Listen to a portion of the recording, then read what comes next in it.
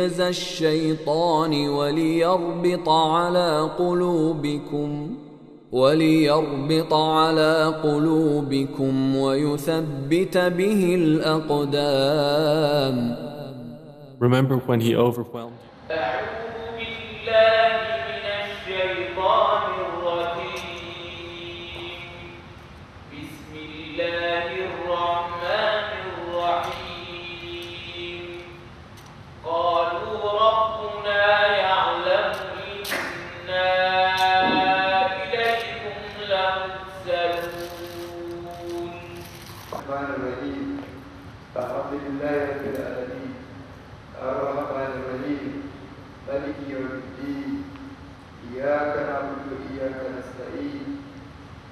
الصراط المستقيم صراط الذين أنعمت عليهم غير المغضوب عليهم ولا الضالين آمين. اللهم صل على سيدنا محمد الفاتح لما أغلق والخاتم لما سبق ناصر الحق بالحق والهادي إلى صراطك المستقيم وعلى آله حق قدره ومقداره العظيم. سبحان ربك رب العزة عما يصفون وسلام على المرسلين والحمد لله رب العالمين. بسم الله الرحمن الرحيم. قالوا ربنا يعلم إنا إليكم لمرسلون. The apostles sent by Jesus Christ to the city of Antioch continued preaching to their people, as their people rejected the message and told them that وَمَا أَنزَلَ الرَّحْمَنُ بِشَيْءٍ إِنْ أَنْتُمْ إِلَّا تَكْذِبُونَ. The beneficial Lord did not reveal anything in terms of scripture. In fact, you are only lying by claiming that you are apostles and you are sent to guide us. The apostles responded, saying, Rabbuna ya'lam, our Lord surely knows that inna ilaykum lamursalun. Our Lord knows that we are indeed sent to you, that we are sent to you by you. Although, as mentioned in our earlier session, that those people were not direct apostles sent by the Almighty Allah. It was disciples of Jesus Christ that were sent to that city. But the fact that you convey a divine message from a prophet of the Almighty Allah, so they are considered as apostles of the Almighty Allah. وَمَا عَلَيْنَا إِلَّا الْبَلَاغُ الْمُبِينُ. They say, وَمَا عَلَيْنَا, our duty is only to communicate the message in clear terms to you. This is the common phrase used by all the prophets, مَا عَلَى الرَّسُولِ إِلَّا الْبَلَاغُ. In fact, even in respect with our dear Prophet, Prophet Muhammad sallallahu alayhi wa sallam, in many a passage of the Holy Quran, you hear that the Almighty Allah is saying, مَا عَلَى الرَّسُولِ إِلَّا الْبَلَاغُ. The only duty of the apostle is to give plain warning, is to deliver the message in clear terms. Once he does this, once he did this, then his charge is unto him. It's not for the recipient of the message whether to submit or judge it and face the consequences. So, those apostles sent to Antioch also say, وَمَا عَلَيْنَا إِلَّا الْبَلَاغُ الْمُبِينُ. We are charged of no duty but to communicate the message in clear terms to you, and we did. إِنَّا تَطَيَّرْنَا بِكُمْ لَئِن لَّمْ تَنْتَهُوا لَنَرْجُمَنَّكُمْ وَلَيَمَسَّنَّكُمْ مِنَّا عَذَابٌ أَلِيمٌ.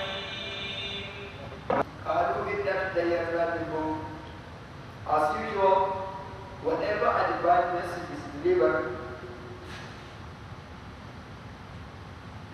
to any city, and the message is rejected by the people of that city, then they are going to be visited by a punishment, an affliction. from Almighty Allah. So to show them that for them to have such affliction removed from them, they must accept the message. It happened with regard to so many nations that received the message of Allah at the hands of their Prophet. The Almighty Allah said in Surat Al-Arafi, وَمَا أَرْسَلْنَا فِي قَرْيَةٍ مِّن نَّبِيٍّ إِلَّا أَخَذْنَا أَهْلَهَا بِالْبَأْسَاءِ وَالضَّرَّاءِ لَعَلَّهُمْ يَضَّرَّعُونَ. We have never sent a prophet to any city except that we visit the people of that city with affliction and tribulation, so as to have them humble themselves before their Lord. That if they reject the message. It also happened to the people of the city of Antioch. When they rejected the message, they were denied rainfall for 3 consecutive years. So when this happened to them, as usual, the unbelievers of all ages used to attribute any affliction that befall them to the prophet that was sent to them.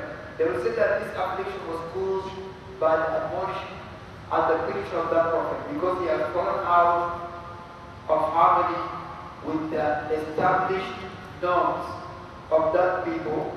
That's why, because of what he did, because he used to condemn their idols, that's why they were disturbed with affliction and tribulation. So they were not rainfall for 3 consecutive years, and their response was not in any way different from that of all those who came before them. That the unbelievers of before would always attribute any terrible situation that befell them to their prophets. And so did the people of Antioch attributed this to the activities of those apostles. They said, "Inna tayyarna bikum." The tayyar is derived from the Arabic word Dahiru or Dahiru. Dahiru means a bear, while Dahiru is a plural, it means bears, a flock of bears. And the reason why Dahiru here means organ or bad omen. The reason why the word that is being pessimistic about something as opposed to optimistic. When we are pessimistic about something, then we call it Dahiru. The reason why the word is derived from the word, the reason why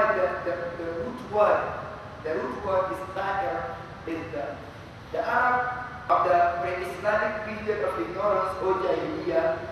Whenever they come to do anything in life, whether go on a journey or they want to get married or anything, what they would do in most cases, when they come to set out on a journey, they will get a bed and they will scare it away, so as to see which direction that it will fly to.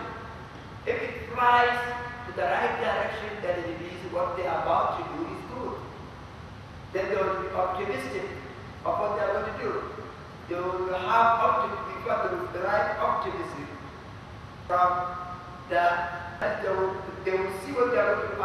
They are going to be optimistic of whatever they are going to do if the bird flies to the right direction. And if it flies to the left direction, then they will be pessimistic. That they will have bad omen or ill augury. And that's why it's called Dahiru in Arabic. So since rain, they are been denied rain for 3 consecutive years, they said this ill augury came about as a result of the admonition of those apostles sent by Christ. They said, "Inna tayyarna bikum." We indeed have a bad omen of you. Tayyarna bikum. لَإِن لَمْ يَنْتَهُوا لَنَرْجُمَنَّكُمْ. We have bad omen from the activities that is disappointing of yours. لَإِن لَمْ يَنْتَهُوا. And if you do not desist from preaching this message of yours, لَنَرْجُمَنَّكُمْ. We suddenly are going to stone you to death. And before they will make sure that وَلَا يَمَسَّنَّكُمْ مِنَّا عَذَابٌ أَلِيمٌ will make sure that you are painful chastisement visit you and that you will test painful chastisement at our hands. We will not just make the death so easy for you. We will not just kill you simply. We will make sure that the death is as much painful as possible. That's why some scholars of Tafsir interpreted this touch of those people as jurisdiction. They are going to crucify you, and they are going to cut off your hands and your feet. They will crucify you so as to make the death as much painful as possible.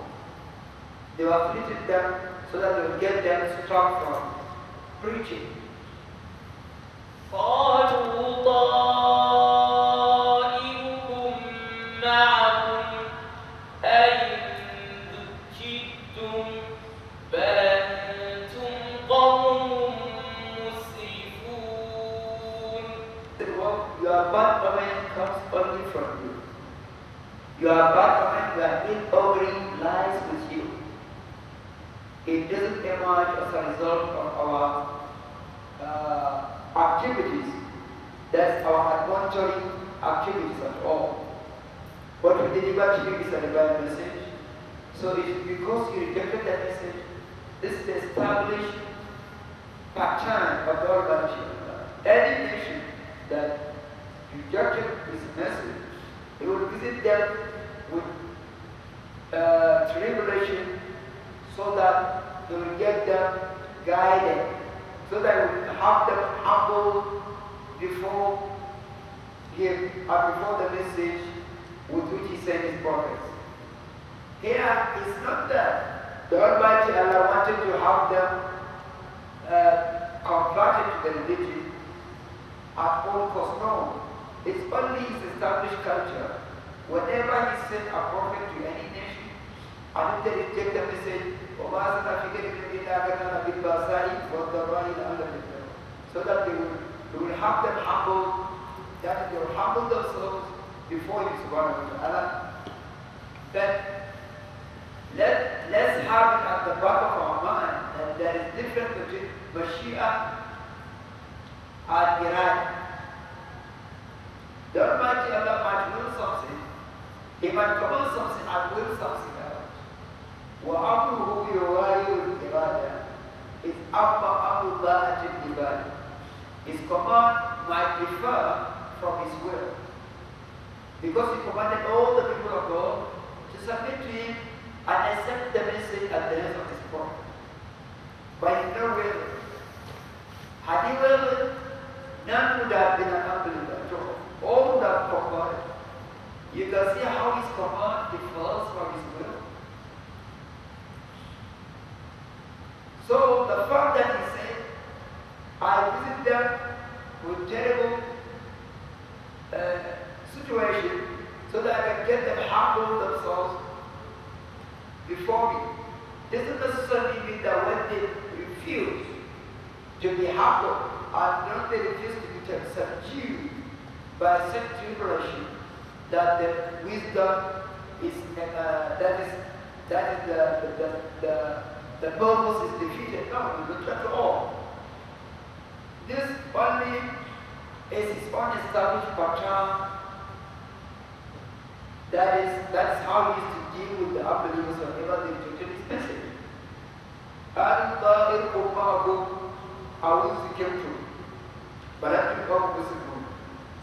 Your bad comment, your ill-augury comes only from you.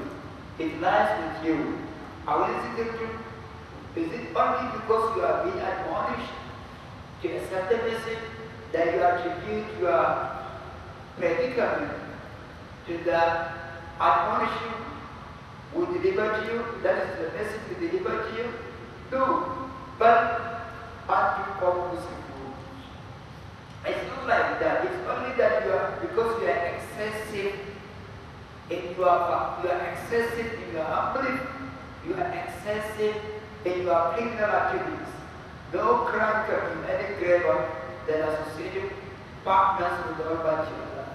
That's why you are described as excessive criminals because they used to, as we mentioned in our earlier session, yes, manufacture idols and worship them. How would you worship something in manufacture with your hands? How? In fact, if there is any of the two that deserve to be worshipped by another, then it should be the manufacturer that should be worshipped by what he has manufactured. It should have been the idols worshipping those who manufacture, not the other way around. It doesn't sound logical. In fact, it is out of harmony with common sense for somebody to manufacture an idol and then worship it. It doesn't sound logical at all. If there's anything that if either of the two should worship the other, then the manufactured idols should worship their manufacturers, not the other way around. Are we secure to? Is it because you are being admonished that you are revealing your predicament to the admonishing? But up to Kokosekun. It's not like that. It's only because you are excessive in your crime of athlete, because of your excessive crime. That's why the Almighty Allah visited you with affliction, so that He would get you repent and desist from your idolatry, so that you accept the message. As I mentioned earlier, if they refuse to accept the message, that does not mean that the wisdom is defeated. Remember, in the other verses, he said, وَسَلَامُ عَلَيْهِمْ أَنْزَلْتُمْ أَمْ لَمْ تُنْزِلُوا غَالِبِينَ. O Prophet of God, it's alive for the people of Mecca, whether you preach them or not. They will never believe. That does not at all mean that the Prophet should stop preaching. No, he must carry out his duty of communicating the message in clear terms to his people. If they persist in their rejection, then they should be ready to face the consequences. As for him, he has done his own part, that is to deliver the message. All Dahiru but as to Muslim, وجاء من أقصى المدينة. وجاء من أقصى المدينة رجل يسعى قال يا قوم اتبعوا المرسلين. This man, whose name was given by Mufassirun, by scholars of Tafsir, as Habib al-Najjar, that is Habib the carpenter. That what Najjar means.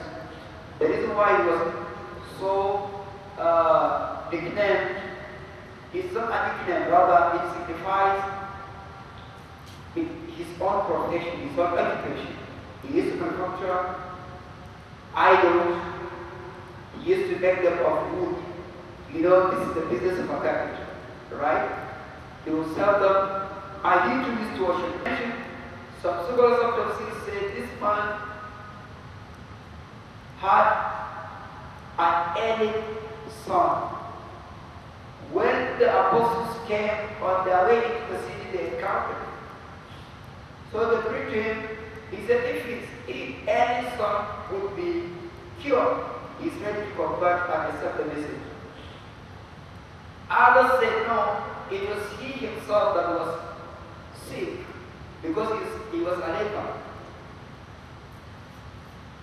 And he settled in the outskirts of the city of Antioch. That's why here the Lord said, in Aksal Bajinat, from the furthest part of the city. And they preached him and they accepted the message, and they got him cured. So from there he stopped manufacturing idols. He changed his occupation. He got himself a new profession, a new occupation with which he used to sustain himself. They said whatever he earns on daily basis he will divide it into two. Whatever he earns on daily basis he will divide it into two. He will sustain himself with half of it, and the half of it he will give it out as a charity. That is what he used to do. And he would keep his house, and the next day he would engage in the same motivation, then whatever he realized on that day, he would also divide it into two and sustain himself with the half, and the half will give it out as a charity. وجاء من أكثر مدينة رجل يسعى. When they refused to accept the message, in fact, they even attempted to kill the apostles. That is when the apostles revived the dead boy that the king challenged them to revive. When they raised it back to life, and he attested to the fact that there was no God but Allah, and that those people were apostles sent by Almighty Allah. He mentioned three of them. That was the first two that were dispatched earlier, and the third one was whom they were reinforced, who came under the guise of a gaze, and was accepted by the king, and the king took him in as his own guest. In fact, he established so much intimate relationship with the king, to the extent that the king used to confide in him. And well, that is before the revival of the dead boy. The king said, well, the third one, who came under the guise of a royal guest, he said, he asked the king to what? Since they claim that their law is to revive the dead people, well, what we ask our idols also do the same thing. So the king told him in privacy that, look, my dear guest, you know, because of our intimacy, I have nothing to hide from you now. Those idols do not do anything. They cannot even hear, nor can they see, in fact, they cannot even avail themselves. We only worship them because we inherited them from our forebears. We grew up to find our ancestral fathers worshiping them at home. So, well, then let's throw the charge to them so that we can see if they are not to revive the dead boy. And if we did, then we'll see what we'll do. So those two apostles prayed aloud for the revival of the dead boy, while the third one, who was still under the guise of the royal guest, prayed secretly. And the dead boy was raised back to life. And he attested to the fact that there is no God but Allah, and that those three gentlemen were apostles sent by the Almighty Allah. So the king was shocked, and he asked his guest, this young man said, you two were among them. Does that mean that you are of the same nation? He said, yes, sir, we are of the same nation. So here, Surat of Tafsir'14 differ. Some said the king converted along with some of his people. Others said no, he did not. Rather, he ordered them to be killed. Whatever be the case, the people of the city attacked the apostles. As you can see obviously from the text of the Quran, whether the king joined them that he didn't believe or not, whether he believed, the reality remains that they attacked them. They captured them in order to kill them.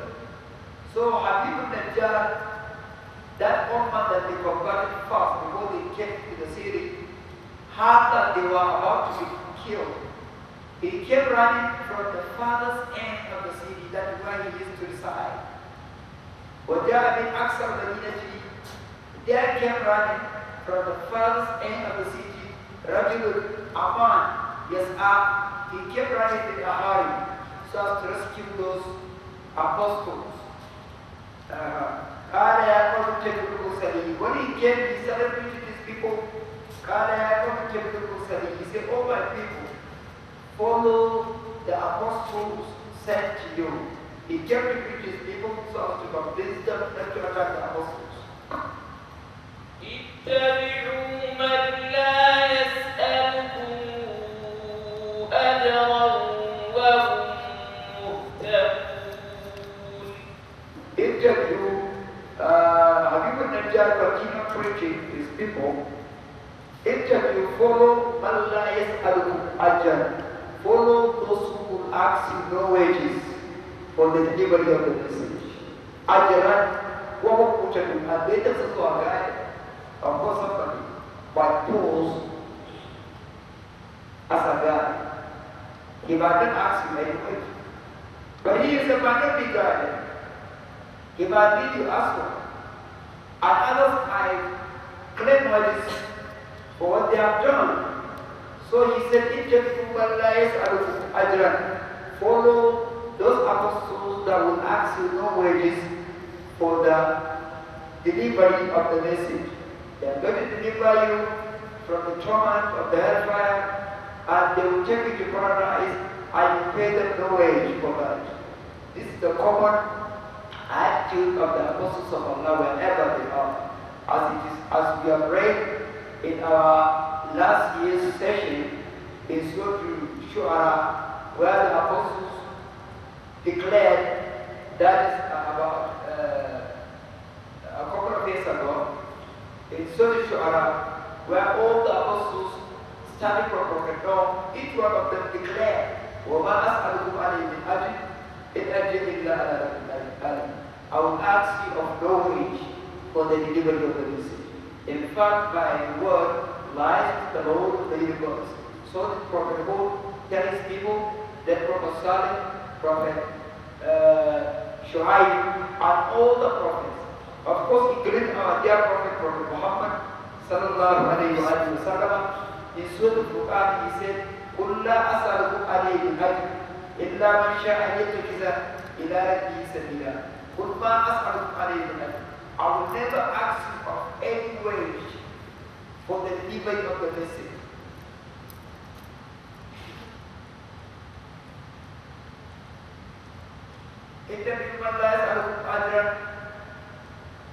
Follow those that will ask you of no wage. And then themselves are guided, meaning that they will guide you aright. Since they are guided,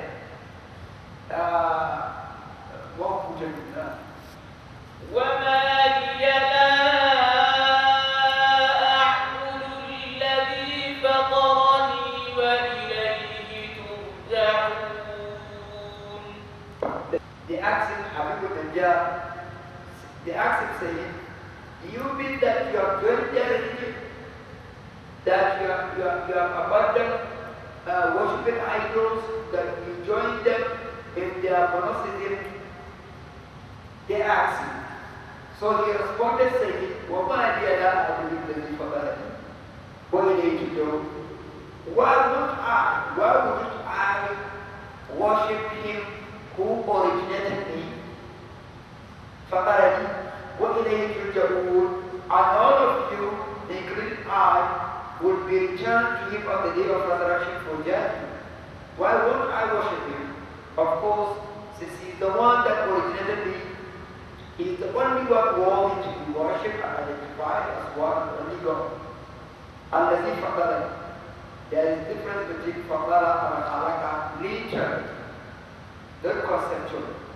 Literally, خلق means he created, while فطر means he originated. And conceptually, as far as the world is concerned, they need the sense. Alhamdulillah, الذي خلق السماوات والأرض. Oh, Alhamdulillah, فاطر السماوات والأرض جاعل الملائكة.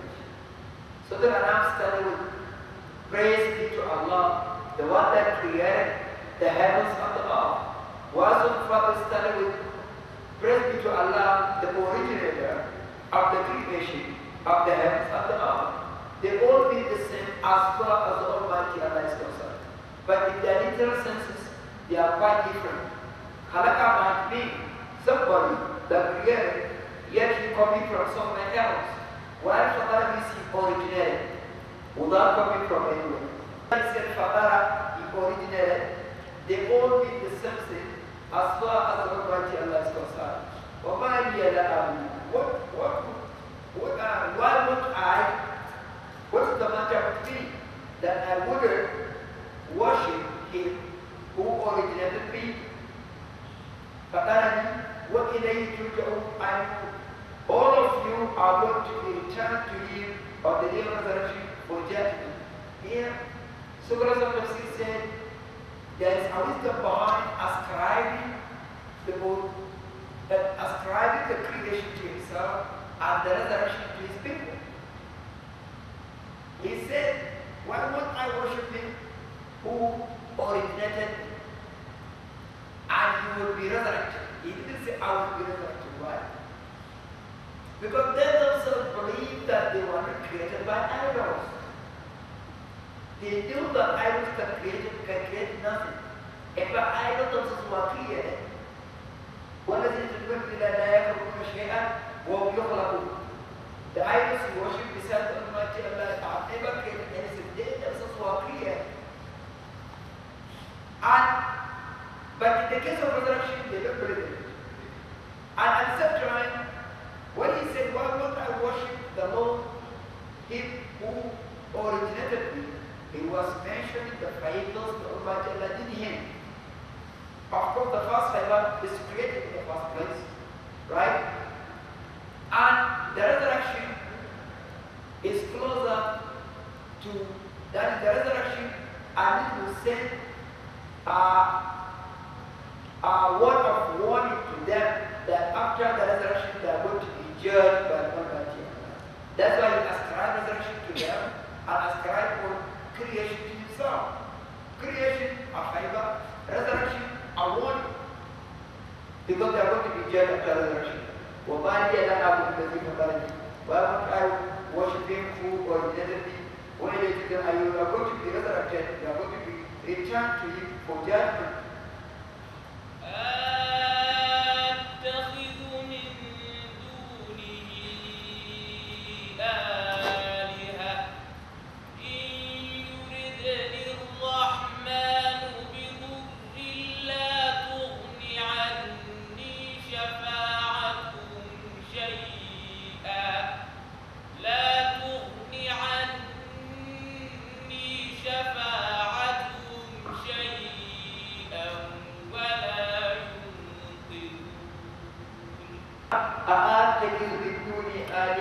Would I take deities besides him as my gods?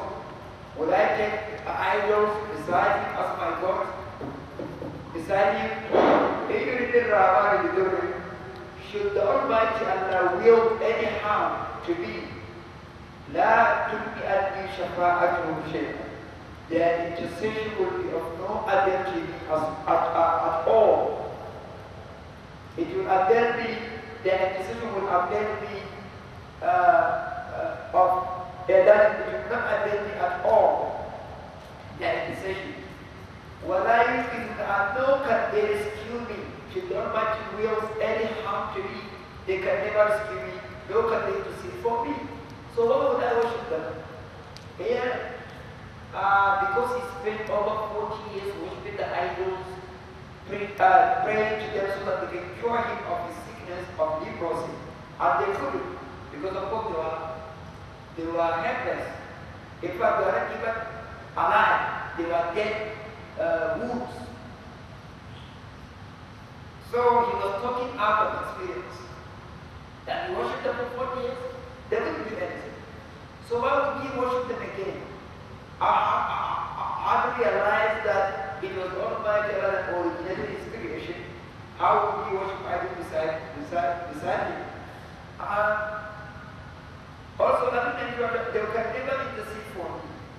At this point, some people used to interpret verse of this kind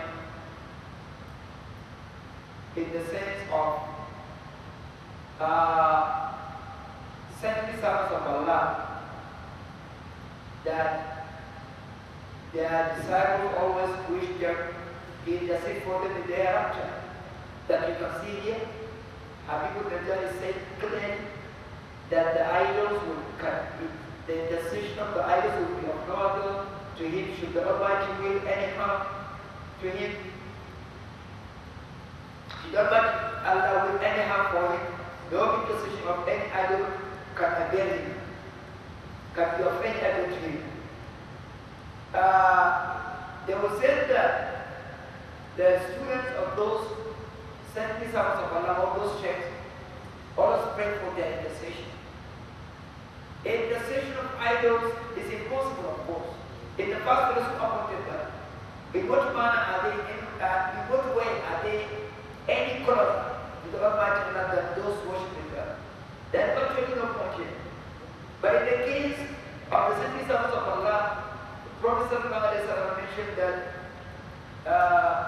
he told us in our tradition, granted by both Bukhari and Muslim, in their respective collections, that he himself will intercede for the entire creatures of the Prophet Rashid. That's Ashfa'at al-Kubra. In fact, in quite a number of passages in those collections of hadith. And he had mentioned that the verse of Holy Quran will intercede for those who memorize it. He said, Baqarah and Ali Imran will intercede for anyone who memorizes them. The chapter of Baqarah and the chapter of Ali Imran are going to stand for anyone who memorizes them, and they will intercede for him. And also some of his companions will intercede. In fact, he even mentioned after that the saintly servants of Allah too will intercede. And he mentioned that beggars that is crippled or lepers, downtrodden, will intercede for those who are charitable to them in this world. Those who are charitable to crippled or downtrodden people here in this world, the beneficiaries of this charitability of the servants of Allah will intercede for their benefactors. That's what the Prophet said. So, it is in line with the verse of the Holy Quran that discusses this issue at length. The Almighty said, "La yakulu shafa'at illa qad inda Rahman." No one who possesses intercession on the day of resurrection except those who have taken covenant from the Almighty Allah. You can see those who have taken covenant, and exception is made here. And no one will benefit from intercession except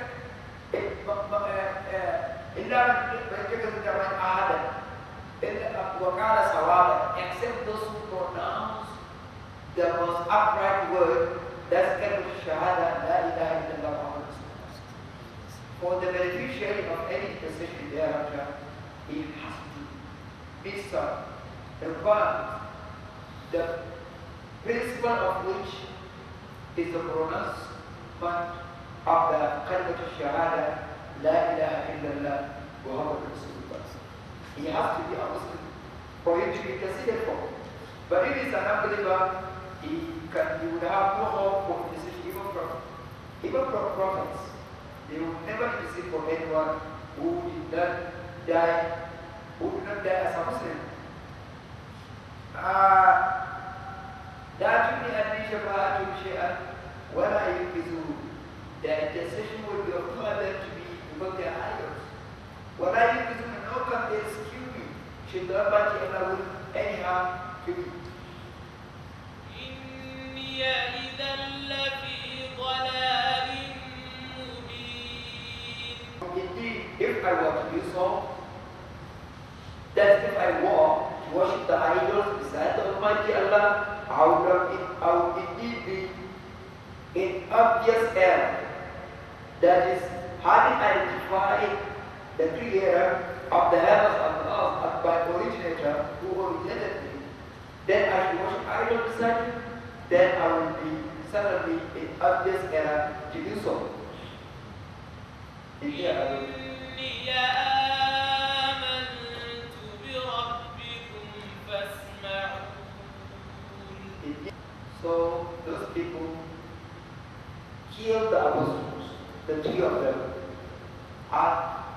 they captured Habib al-Najjar. When they came to kill him, he pronounced this word, Inni amantu bi rabbikum fasma'u. Since you are bent on killing me, you are adamant to execute me. So bear witness for me that I believe in your Lord, the Lord of the universe. First, listen to this from me so that you will be witnesses, you bear testimony for me that I die as Muslim. First moment. قيل ادخل الجنة قال يا ليت قومي يعلمون بما غفر لي ربي وجعلني من المكرمين. Then they killed him. He was martyred. He obtained martyrdom.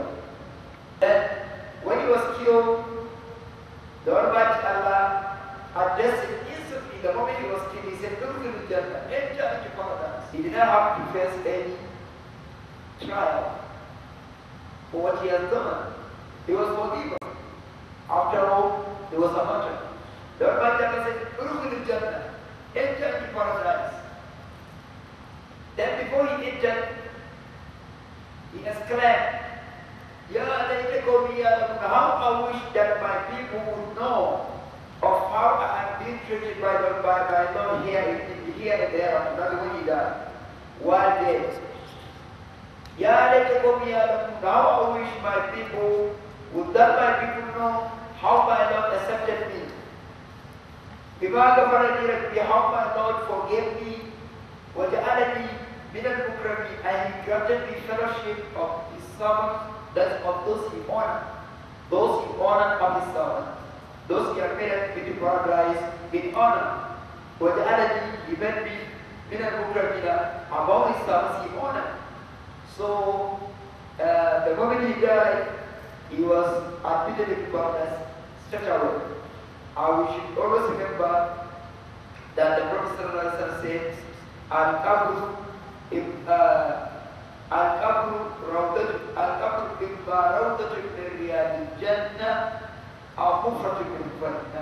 the grave is either a garden of the gardens of paradise or a hole of the holes of the terrible holes of hellfire. So there is no any third choice. No grave can avoid being either of the two. It must be either a garden of the gardens of paradise or a hole of the terrible holes of hellfire.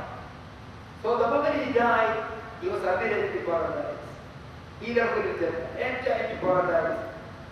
Then he declared, Ya layta qawmi ya'lamun, how I wish my people would have an idea of how I was accepted and forgiven by my Lord. Bima ghafara li rabbi, for what my Lord done, for the fact that my Lord forgave me, wa ja'alani min al-mukramin, and he made me among his servants, those he honored. وما أنزلنا على قومه من بعده من جند من السماء وما كنا منزلين. After his demise, after his martyrdom, we did not send down a host of angels to destroy his people, because they are too little for that. They are too insignificant for that. وَمَا كُنَّا مُنزِلِينَ, nor would we send such host of angels against any people, because they are too insignificant for that. Rather, what we did was to order a single angel to scream at them, and they all fall dead. They all fell dead, all of them. إن كانت إلا صيحة واحدة فإذا هم خامدون. It's only a single scream by an angel that struck them dead, all of them. None of them was spared. By a single scream of an angel, not a host of them.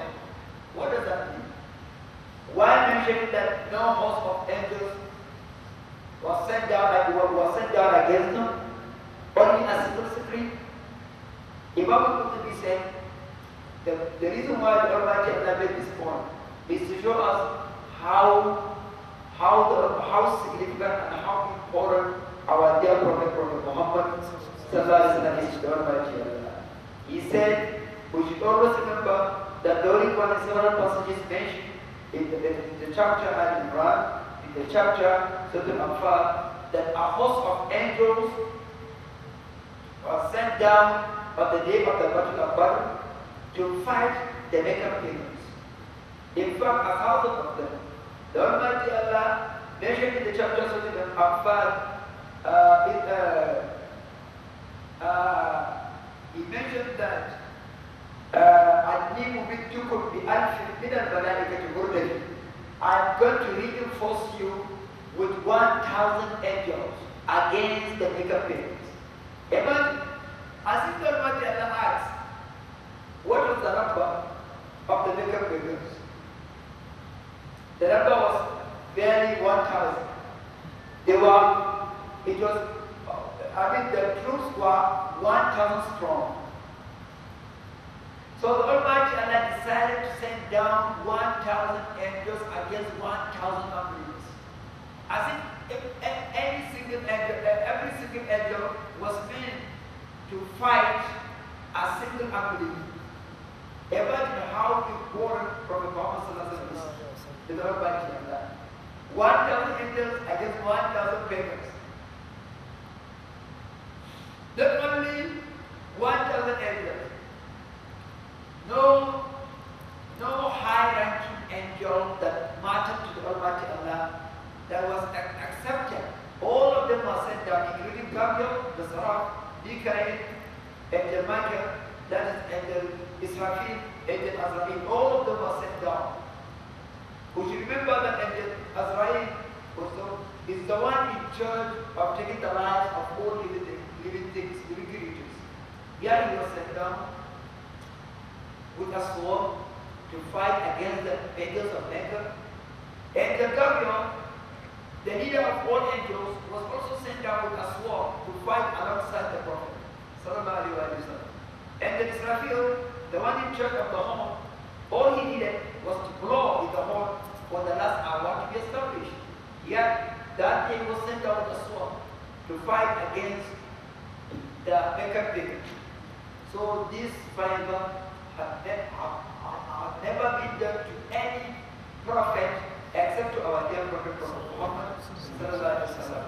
And because he was meant to be a mercy for all, despite the fact that the angels were 1,000 in number, but if you consider the number of the Meccan pagans that were killed on that day, it is only 70. And 70 of them were put to flight. 70 were captured, 70 were killed, and the remaining 860 ran away. That is 70 were captured, 70 were killed, and the remaining 860 were put to flight. You can see how favorable, how generous the Almighty Allah was to the Prophet and how his mercy here is demonstrated by the presence of the Prophet. That's why they are all killed. Only one angel can kill all of them because Aydul Rahmatul Rabbi was there. That's why they were all killed. Only 70 of them were killed. The rest was spared. That's 930 was spared. 70 were captured, and of course 860 were put to flight.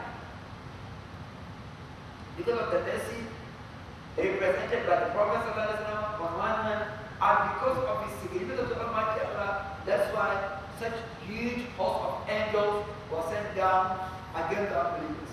Because of the time factor, we have to stop here. May God forgive us. May God show us the most of us. But what of the Prophet, what of the Prophet, may God help Islam and Muslims. May God grant good health, moral trust and faith in God, able to run his last month by the virtue of the Prophet, by the virtue of the Prophet, this is our Abdullah ibn Rabbah. It